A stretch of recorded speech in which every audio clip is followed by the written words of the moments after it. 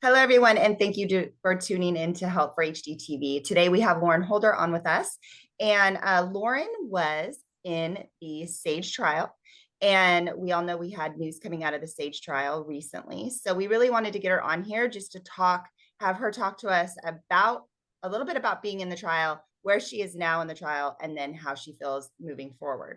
So with dedicating so much time of her life and air flight miles into this study. Thank you, Lauren, for coming on with us.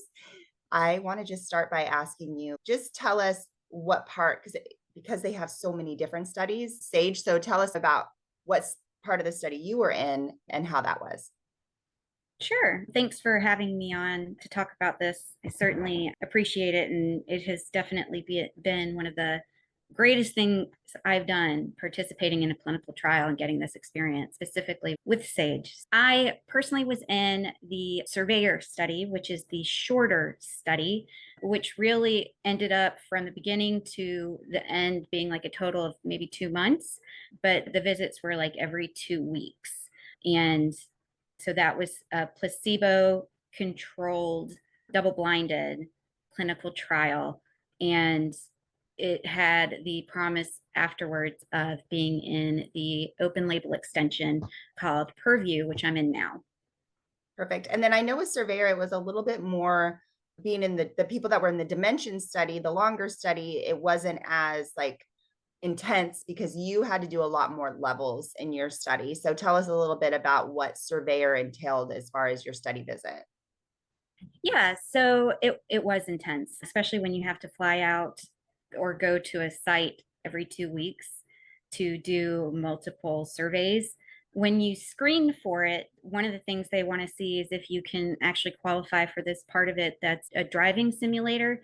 I did not qualify with the driving simulator because it made me a little nauseous. I did the rest of the surveyor trial, and yeah, it's strictly focused on cognitive symptoms. So the surveys are very cognitive heavy. But what's great about that is Sage saw a need in the community because they didn't have anything that was detailed enough for Huntington's disease for cognitive symptoms. And they created their own patient reported outcomes focusing strictly on cognitive symptoms. And it was really cool taking those surveys and getting to read all of that and how detailed it was. So even though it was stressful and intense, it was really cool getting to participate and seeing all of this new stuff. Yeah. And you don't have to tell us this information. I'm just curious when the study was over, did they unblind you? They did not. So I'm assuming that's coming since they have now done the data update. So hopefully I'll find out. Yeah. And then, no, absolutely. So obviously you are on drug now because Yes. you are in the open label extension Purview. So it'll be really interesting to see if you were placebo or not. But we know for sure now you are actually on Sage 718 or their new name that I cannot pronounce. I'm just going to be straight up honest with you. I think the name is so cool. It was bringing in Alzheimer's and all these different things. When they announced the name, I got to talk to them about why they did it. And it's a cool story, but I can't pronounce it. One day I will be able to when it comes to market. We will learn it. So I will We will pass get there. We'll do some like it language there. therapy for all of us. It'll be Yes. great. It's a very Yeah. cool name, but it's a hard name to say. So Oh, um, yeah. Unique. yes, I will pass it over to Katrina. So, Lauren, you mentioned earlier a little bit about the clinical readouts that were recently announced. Can you just tell us how that made you feel and even how you found out about the announcements? Like, were you told before we knew, or I was wasn't. you weren't? Okay, so So, tell us how you felt. yeah, I saw the press release and I was super excited to see that the data was so good. And I felt that way anyway because of the fact that now that I'm on the actual drug, I can tell the difference. And so that's been huge for me to know that it's not all in my head, right? This is not a one-off for me. Others are experiencing that too. So that's super exciting for me to know that it's working and that they're going to continue to follow us and help us take this medication that's actually helping cognitive symptoms. Yeah, definitely. That's really exciting because I know when Katie and I got the release, we do this thing of we read it and unfortunately, just because of how it's been for the community, we tend to like, is it positive news? Right. Is it really positive news? Or is there like a hidden line in there somewhere? We keep reading it and just to reassure ourselves that yes, this is good information. So I'm glad to know that for you, it's been worth it. It's been a positive experience working with them, and that you have felt a difference. Like that to me is a very large amount of hope, because cognitive symptoms happen so early on and it hasn't gotten as much recognition necessarily. Yeah. And so I'm just really excited for this. And I'm so excited for you as my friend. So thank you so much for sharing that piece with us. Absolutely. I only have good things to say about Sage Therapeutics and what they're doing. And it's not even just the positive data that came out of the clinical trial, but it's also the patient reported outcome that they have now verified. And so it's something that we can now use for those cognitive symptoms, and the data that shows what we've been saying for years and how important these cognitive symptoms are to our quality of life. So I just cannot tell you, like, the whole thing made me so excited on so many different levels, because like I said, I was seeing the change in myself. I was hearing about changes from others, and to actually see that data was just a huge relief for me. And we know cognition is like a burden, right? Cognition loss is a burden. But as someone gene positive, do you find it scary? Yes, it's very scary when you're somebody who like was able to manage 11 case managers as an administrative assistant, able to do all of these things and multitask, to not be able to multitask any longer. That's very scary. And it's like losing a part of yourself and seeing those pieces go away little by little every day. Because it's not, I always talk about my executive dysfunction and compare to ADHD and how it really showed up for me. But the difference is, while people with ADHD don't get worse, people with HD do. And that's scary to see how that progresses. And so to have something to help with that and to give pieces back a little bit is truly, truly life changing. And one of the things I wasn't expecting from it was help with social anxiety, because one of the things I've been dealing with my HD symptoms is this like sensory overload, and where my basically my brain kind of shuts down at some point, and it's I can't do anything else. Then I was noticing I'm not going out as much or driving as much, because all of those things make me more tired, and they all cause the sensory overload. And I noticed an open label extension when I got on the medication that it was dimming it down. It's like it didn't take it away, but it made it to a point of being able to function, and it wasn't so loud. And so then I was able to do other things because that overload was dimmed down, and it was really cool. That's so interesting. Yeah. There's so much more than just we even think of. And I think that's what's so amazing about the HD community. The people, that's why the people living with HD in these trials, their voice is so important, because even though Mike, I remember his lack of awareness of his cognition, like of his executive loss, like he wanted to keep driving, he didn't notice it. But when he did notice it, and it finally, like we would come together and say, this is actually happening. That's why I asked you scared, because I think it really scared him. Like he had a kind of a lack of awareness. And then when it was put in his face because of the consequences of the loss, like maybe little fender benders, or even his job saying, you're not doing what you're supposed to be doing at the jail, when he worked at the jail, I could tell it like scared him when it was finally brought to his attention, because he had no clue been happening. And then I just think it would be, but I think that he was able to, you are so good at, is actually articulating what it feels like. And I noticed Chris Brown does that stuff. That so many people are really, really good at articulating exactly what it feels like. Right. For Sage to listen, thank you. Yeah, really. Real quick, just super quick, Bub, you guys both know, when we talked early on about symptoms of HD, my mom had cognitive decline, severe psychiatric symptoms, and the worst chorea, right?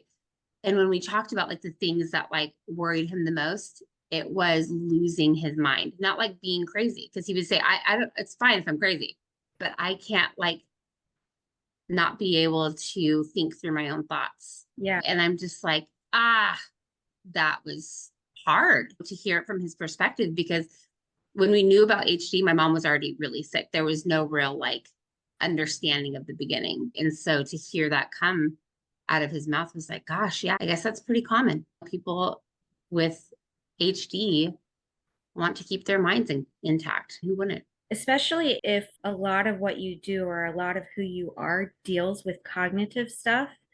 Yeah. And to start losing that, yeah, it's terrifying. You know, I got testing done in October of 2020 that said that compared to a previous test and proved that in certain areas I'm high genius. And to know that, and I'm not saying that to brag, I'm just to make a point, to know that's the level I've been functioning at. And now I've got declined and I'm not functioning at that. And most people will think you're just fine, right? But no, when this has They're been not your you. normal, right? Yeah. Yeah. And you've gone down here and you're not you anymore, that's not okay. It's terrible. And to get some of that back has been nice. Yeah. And you're a mom.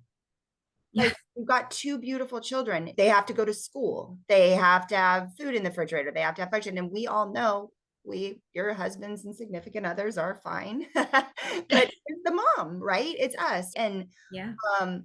and that must be scary to think, okay, what am I going to remember my kids at school? Like forecasting all this future, and how is it going to impact them? And the other, so that was another thing that I really noticed with when I went into open label extension, where I was getting very frustrated. Now, keep in mind, my kids are 6 and 4. So They're busy. it's stressful. I get it. But where I was getting very frustrated with them because I had this sensory overload and they were making it worse by being loud or whatever. And I couldn't handle it and I had to walk away. My husband would have to handle situations because I'd get so frustrated. I'm not having that now, because now I'm at a point where if they're overloading me, I can go, guys, I need you to talk to me one at a time. And I can actually be calmer because I'm not already so overloaded that I can't handle it. And that's huge because I don't want to be mad at my kids all the time. They're little, they don't need that. So that was a huge thing for me, to be at a point where I wasn't getting so mad at them because of me being overloaded. I was finally at a point where I could manage.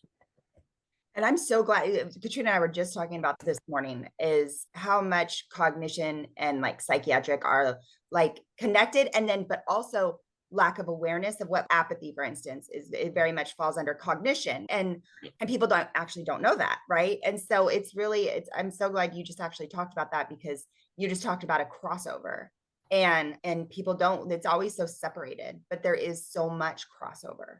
There is. Mhm. There is. Mhm. And it makes me wonder. Everybody talks about the aggression in HD and all of that. And it does. It's always made me think, especially now, it makes me think how much those cognitive symptoms played a role in that for my dad. Because could it have been just that he was overloaded and so he would blow up because he was just already at that point? It does. It makes me wonder a lot about those crossovers now. Yeah. And I know, like, when I don't get sleep or if I'm stressed out over an event coming up, I do all this like word finding. And it's just stress Yes. word finding. And I hate it. Like, Yeah. when I can't find a word, I'm just like, I know this word. Like, and I get really frustrated with myself. And my poor husband dealt with this all day of his life. I'm just like, my gosh, Huge it's issue. so frustrating. Yeah. Yeah. My mom, similar. Now I'm like, it's this, you probably see it in my face just going, huh. Yeah. Oh yeah, that makes a lot of sense, because my mom was not medicated. She was not medicated at all. And she's, what do you mean you can't hear this or that or whatever she's experiencing? So yes, that's a psychiatric symptom if she's hearing voices, but then the frustration that comes along with me not hearing them or what have you, like that turns into another thing of aggression, a different kind of aggression, because she's not feeling understood and heard and all of those things. And then she's feeling overloaded. And stressed out. And gosh, like little light bulbs going off. Oh gosh, that Yeah. makes so much sense. One of the other things, you're talking about word finding, things like that. And I definitely was having issues with that. And I noticed when I was doing the surveys in Surveyor, I was not doing nearly as well as I would have 5 years ago, even with listing words. They have you list words, list as many words with the letter F or whatever. I And always get stuck on that. oh my God, I did terrible. And I noticed when I was in open label extension, when I started in that, after I started on the medication, was on it for a couple months, I was listing so many different words. And I was like, oh, wow, that right there shows me, because I could compare to previous times. Oh my God, that the fact that I could think of so many words when I could not do even the same letter before. And the other thing was forgetting things, starting to forget things that I have always known my whole life. Like I've known these things. And then all of a sudden it's not there anymore. Like I can't grasp it like I did before. That was really scary and frustrating. And I was starting to beat myself up because same thing. Oh my gosh, I should know this. This should not be a problem. And it was. And I would get mad at myself. And then it became this snowball effect of beating myself up, and then depression from this fucking sucks and this is going to be life. And then to go into an open label extension and get some of that back. Yeah, it's been phenomenal. Yeah, that is so awesome. Yeah, for sure. And it's so funny. Those word findings, like totally off subject, but I'm like, you said, find a letter F. And I'm like, the first word that comes in my mind is always a word I can't say. Find a letter, but saying for something S. And I'm looking at, I was watching Mike and I was like, I could watch him be like, because they always did that to him in the clinic. And I'm like, I'm sitting there going, shit, fuck, like all these words. And you could tell he is too, but he's yep. Bub always said it. Bub like, tried to find the word that were the worst. I'm like, what are you doing? Sam, it's huge. You could tell he never wanted to disrespect like Dr. Wheeler. Right. Like, I'm the same way. It's why I great. don't say it, but they always come to my mind first because The first one. That's where our minds are at. Yeah. And completely off subject, but you know how they'll ask you like what's the animal's name, and they're pretty basic animals. I am not kidding. One time Bub looks at it and it's like a lion or something, and he goes, giraffe. And he just looks at them and they're like looking at me like, oh no. And he goes, I know what that is. It's lion. But I was just oh my God, I love him. was like, what's happening? But like his humor came out and I'm like, okay, if we can just keep the humor. Can we just keep the humor? Yeah, that's awesome. I actually like the one I was missing before taking the medication. I was getting rhino and hippo mixed up. Okay, they're similar. Well, I would do that right now. You know, maybe like, one has a horn, doesn't, and that's it. Yeah, I remember just same. looking the first time I ever missed it, and I called it something, and I looked at her and I was like, I know what that is, and I just said the wrong thing. I'm so sorry. But it's just those little things, right? Like those little things that you notice, especially when you go and test so often. Sure. Another one is balance, right? And again, I don't know if it's because of the HD, I'm assuming so, or if it's just because I'm older and my balance is not as good. But I remember being in my 20s doing balance things. Dad and I would do balance contests. And we would see who had the best balance. And now I try to walk that line or whatever, and I can't do it. I'm falling over and the doctor's, are you okay? And I'm like, yeah, just feeling bad because here I am not able to do it any longer. But those are all things that they test for in the clinical trials. And you don't think about the crossover and how any of that, even multitasking, it's just not a thing. It's not. For somebody who used to be able to multitask, I can't do it. Yeah. I can do maybe a simple thing, but it's just not possible, or it wasn't until I got into the open label extension and really felt like it was helping. Yeah. Thank you so much for coming on with us. I know we're all watching this trial close. We've got the WAVE trial. We have Unicure getting regenerative medicine, fast tracking. Okay, how are we getting so much good news? We're not supposed to get good news. We're the community. We're used to bad news, like, yeah, which hopefully we've turned and we're just going to keep good all the way. Let's keep going. It's our I time. am super excited about the fact that we have gotten so much good news in June and all of those updates. But it goes back to the fact that now is the time to speak up, right? Now is our time to really fight with FDA to try to get this stuff going and moving faster so it's available to us. Agreed. Agreed. Yep, absolutely. Thanks for doing what you do, Lauren, and continuing to just be in trials and be a voice for the community. It's something I can't do. I can't go do what you're doing. And it's just such a big deal. What's really moving things forward. So thank you. Yeah, thank you. It truly can be life-changing. These are things that it's a big deal, right? The research side of things. And the only way we learn more about HD and we get things moving forward is to participate. Now, I'm not saying jump into any clinical trial, but definitely learn which ones you can be in, or if you can't, then in observational studies, because the research is so important right now. Absolutely. Hopefully it's our time. Yeah. I think it's well deserved right now. It was like, Absolutely. Thank you, Lauren, for everything and coming on with us today. It's always so much fun when the three of us get to be on together. And it seems like we all learned something. We're like, oh, wait, we're just going to do an interview real quick together. And then we're like, oh, shit, wait, we didn't think about this and this. It's like this clarity. It seems every time we get on these things or on phone calls together. We thank you for that, for sure. Because usually you're the one that brings it up and clarifies stuff. So I think always. Thank you. And you guys, check out Help for HD live.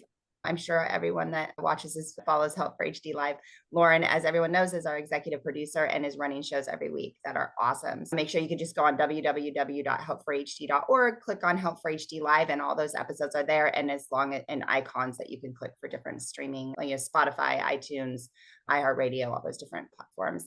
I think that'll do it for now. Do not forget to this video, subscribe to the channel below, and ring the bell for notifications when more videos like this come out. Till next time.